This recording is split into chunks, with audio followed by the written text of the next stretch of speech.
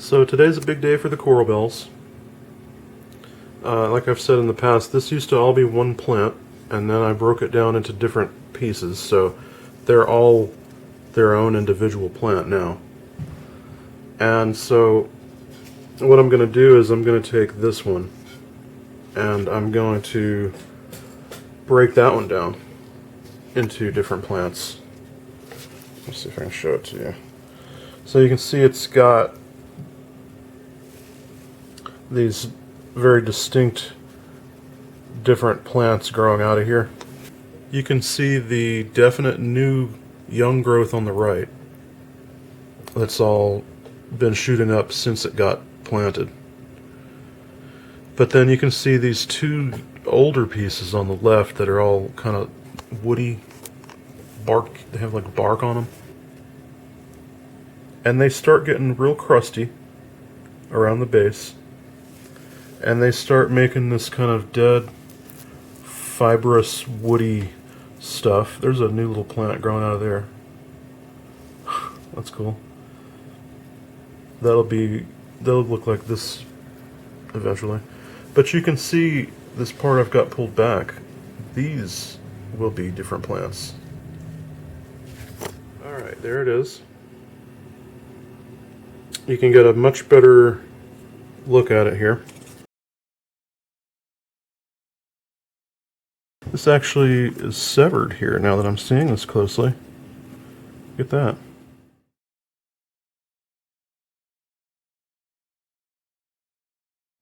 It was cramped up against the edge and it's broken.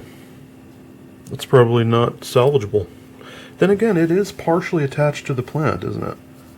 So it's still getting nutrients from that. Huh. I don't know if that shows up on camera. How well it shows up. But that is partially severed from there. Looks like it got snapped off. I'll just leave that. But these two pieces are coming off of here today. These two big woody chunks are coming off. It's mid-February right now. And I want all my cuttings to be rooted and nice and, leafy so that they can go out around maybe the beginning of May. And if we need to go into mid-May or late May, that's fine. But beginning of May is my goal right now.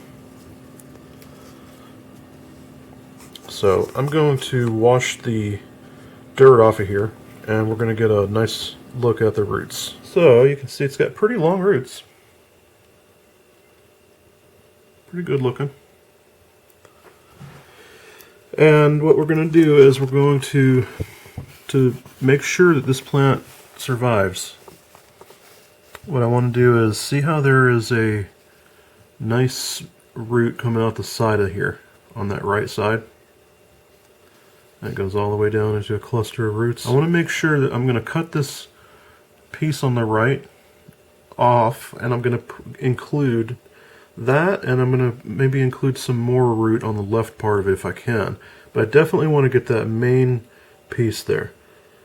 That'll make sure it's got roots. And it's going to be enough to take care of that little piece of plant, enough to keep it going. And so then I'm going to try and do the same thing on the left side with all of this growth. And I'm going to try to include some of these big pieces that come off. So I want to end up with 3 chunks of plant here. That's my goal. And what I'm going to do, I'm going to use a very sharp knife to do that.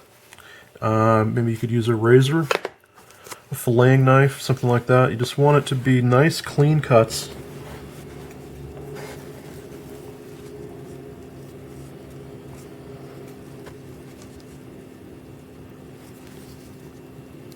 I'm going to take a lot of time to really study this, make sure I understand where all the roots are going, where they're coming from, and where they're going.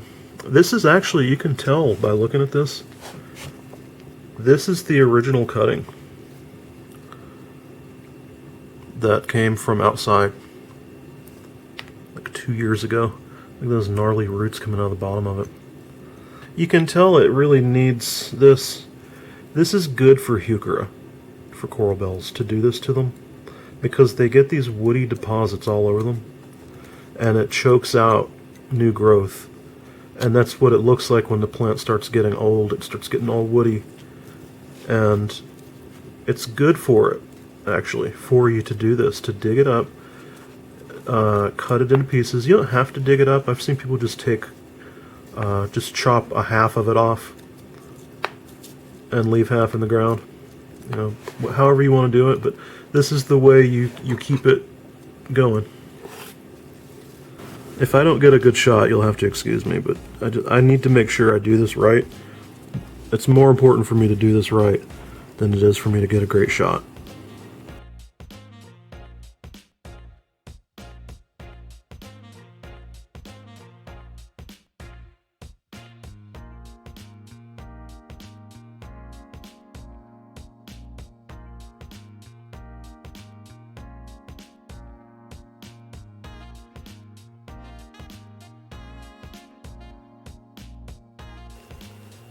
So there's one new plant. This piece it wants to just come off by itself. And I could just snap it off and give it a shot, but I'm gonna take a piece of this because I want some root. I want to make sure that it's gonna survive, you know? So the best way is to make sure you get a nice piece of root with it. Just going to take my time and look, see where everything's leading.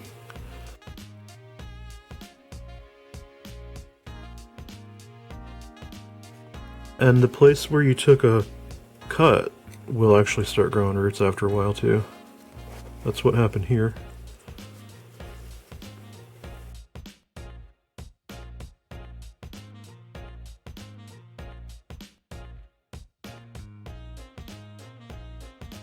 Look at that.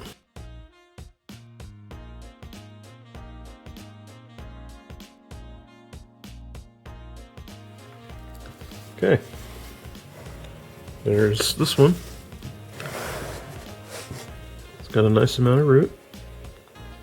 Has every chance in the world of continuing on for years and years. And each one of these places here, each one of these little stems that come up will eventually turn into those big woody plants, and they can be cut off and turn into their own. And the cycle of life continues. So I'm just gonna clean these up now a little bit, and then I'm gonna put them back. It's weird. It seems counterintuitive, or it seems like it goes against your instinct that it's actually a good thing to dig up your plant, cut it up into pieces, and then bury the pieces. But yeah, it's a good thing. It keeps the plant stimulated. It makes it keep growing. It sends signals to the growth part to send new growth. Uh-oh, I just got cut in half. Send new growth. Okay, all done. That's what I ended up with. Everybody got trimmed. Anything dead, like dead leaves, little woody parts, that all got trimmed off. I tried to trim leaves away from each other so nobody's strangling the other one out. And try to put them kind of around the edge of the pot so that they can grow inward. And these are going to be in here for a couple months, and probably nothing else will be done to them. They probably don't even need watering for at least a month. They just got a real drenching. They're all going to start growing leaves, new growth is going to happen, and then by the time I'm ready to put them out, they should be nice and healthy, and they should do very well. And then this pot is going to be free, finally, for other stuff. But this has been a long time coming, and it's just the final phase here, my final step. So I ended up with 1, 2, 3, 4, 5, 6 individual plants that are all going to be put outside in a couple of months. So for now, for this point, they need to be left alone. They just went through something very traumatic. They are going to display some symptoms of shock that they did not like what they went through. That's normal. The first time I saw it, I panicked. I thought I did something wrong. The leaves start turning yellow. But the plant will bounce back as long as you don't water it again. It doesn't want to be that wet. So just water it in, then leave it alone. So that's that. I hope you find it helpful. Appreciate you watching. See you next time.